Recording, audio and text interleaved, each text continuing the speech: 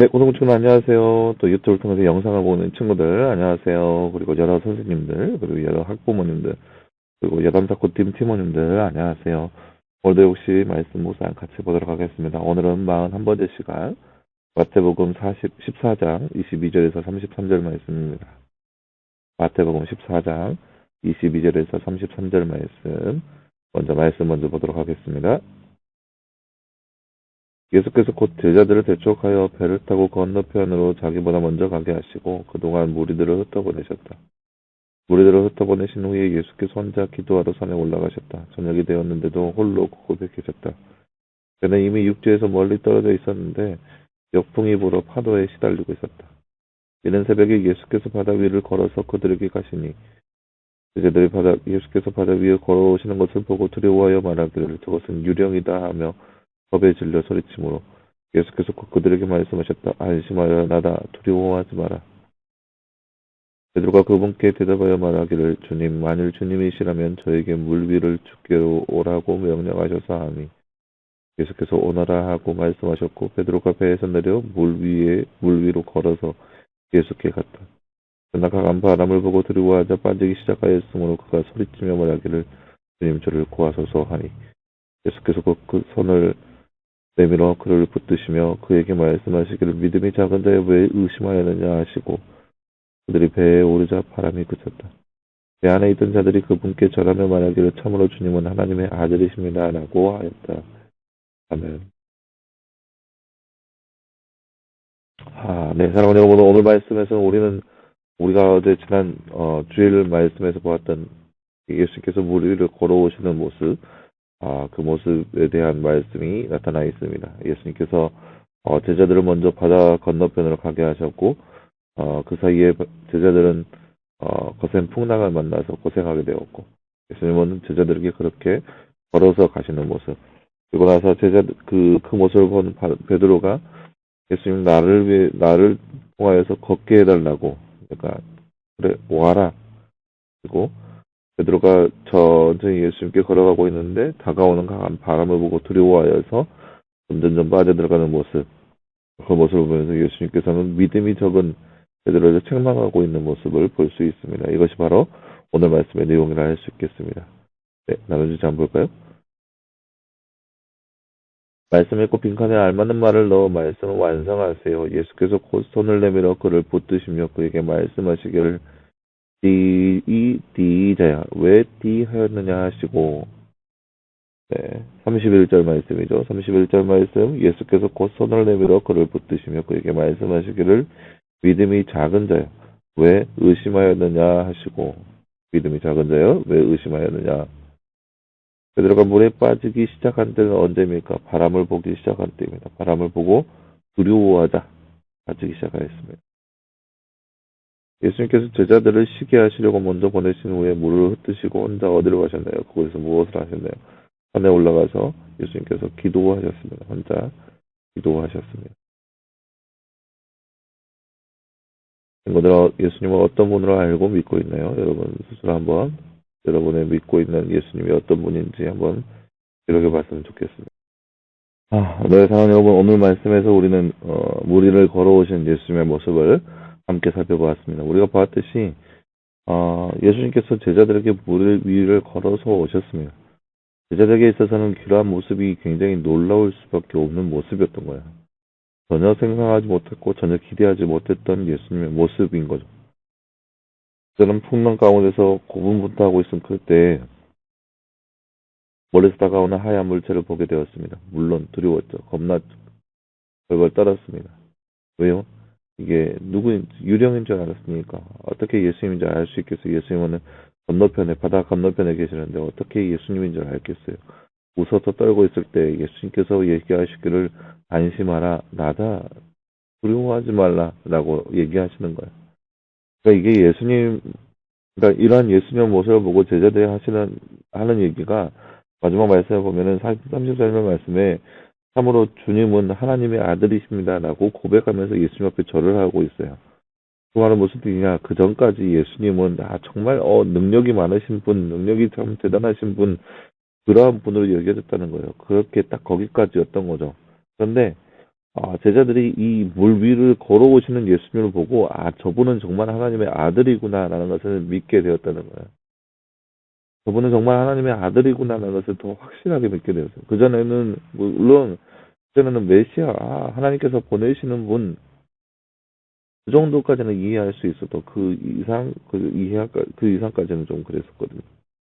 그냥 그래 한계점을 두고 하나님 뭐 예수님 하면은 물이 포도를 변화시킬 수 있는 분, 5천 명을 먹을 수 있는 분, 참 여기 일으키시는 분이구나. 그 정도는 그 정도까지는 믿고 있었는데 예수님께서 물 위를 걸어오시니까 자연 만물까지 통치하시는 그러한 분이신 것을 제자들이 보기 시작하는 거예요. 그러니까 예수님 정말 당신은 참으로 하나님의 아들이십니다. 하나님이라는 것을 고백하게 되는 거죠. 이것이 오늘 말씀에 대한 것입니다. 근데 잘 한번 보세요. 예수님의 관점에서 본다면 예수님은 능력이 많으신 분이고 못하시는 것이 없는 분이에요. 무리를 걸어오시는 거 예수님에게 있어서는 그게 아무것도 아닐 수도 있어요. 그런 거 있잖아요. 그 어린아이에게 있어서 어른들이 하는 것이 굉장히 신기하고 굉장히 희한하게 보일 수 있어요. 예를 들어서 예를 들어서 보세요.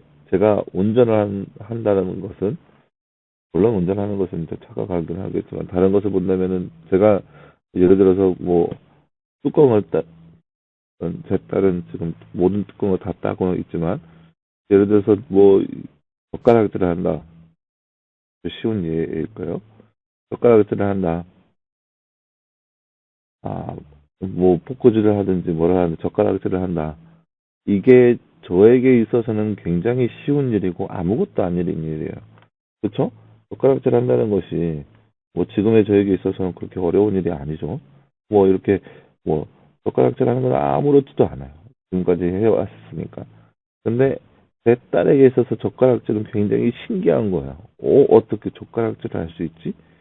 굉장히 젓가락질 하는 거에 대해서 신기하고 희한하고 놀라운 일인 거예요.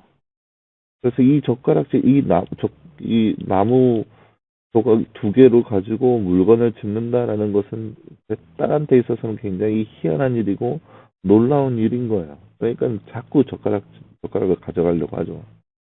근데 저한테 있어서는 굉장히 쉬운 일인 거예요. 마찬가지로 예수님한테 있어서 물 위를 걷는 것은 쉬운 일인 거예요. 왜냐하면 창조주이시고 또 다스리시는 구속주이시기 때문에 모든 것을 다 할 수 있는 분이기 때문에 무리를 걷는 거 그렇게 어려운 일 아니에요. 근데 제자들에게 있어서 무리를 걸어오는 모습이 너무나도 정말 대단했던 거예요. 특히 베드로가 있어서 베드로에게 있어서 무리를 걸어오시는 거 참 대단한 거예요. 그래서 예수님 정말 당신이거든 나로 하여금 걸어오게 하라고 그렇게 얘기했던 것이 그런 거예요. 자신들이 할 수 있는 능력의 한계치가 있었기 때문에. 그런데 예수님 어떻게 하세요? 그들에게 걸어와라 말씀하시는 거죠. 왜요? 아무것도 아니기 때문에. 그것도 아무것도 아니기 때문에. 근데 베드로가 걸어갔는데 자신에게 다가오는 풍랑을 보고 겁을 내기 시작했어요. 왜냐면은 그래 걸어오는 건 할 수 있단 말이야. 근데 이게 정말 가능한 것인가라는 의심을 품은 거예요. 내가 예수님 앞에 걸어오는 거, 그래 예수님 앞에 걸어오는 거, 예수님과 함께 있는 거 된다 이거예요. 근데 풍랑이 몰려오니까 이거는 뭐지? 내가 저걸 감당할 수 있을까? 풍랑이 오는데 예수님 저것까지 내가 커버할 수 있을까? 그러니까 평탄한 물을 걷는다는 것은 이렇게 그냥 걸어가면 되잖아요. 근데 풍랑이면 어떻게 될 거예요? 이게 다리가 여기 있으면 풍랑이 이렇게 덮쳐서 풍랑이 이렇게 지나갈 거예요? 아니면은 풍랑이 있을 때 다리가 이렇게 해서 이렇게 넘어갈 거예요? 이게 상상이 안 되잖아요. 베드로도 마찬가지예요. 이게 상상이 안 된 거예요. 이게 풍랑이 이렇게 일 때마다 풍랑에 따라서 다리가 이렇게 걸어가는 건지 아니면 다리가 이렇게 수면 위를 걸어갈 때 풍랑은 이렇게 지나가는 건지 상상이 안 되는 거예요. 그러니까 의심을 품기 시작하는 거죠. 이것이 바로 이 한계점을 어느 정도에 뒀을 때 일어나는 일인가인 거예요. 우리가 예수님을 믿을 때 우리가 한계점을 놓는다면 우리가 그 한계점에서 벗어날 수가 없는 거예요. 예수님이 나를 도우실 때 이만큼은 도울 수 있을 것이다. 이만큼 도울 수 있을 것이다. 이렇게 한계점을 둔다면 우리의 믿음을 이 한계점을 둔다면 우리는 이 이상 갈 수가 없어요. 예수님은 못하실 것이 없으신 분이십니다. 그럼 그 예수님을 온전히 믿을 수 있는 우리의 모습이 되어야 할 것입니다.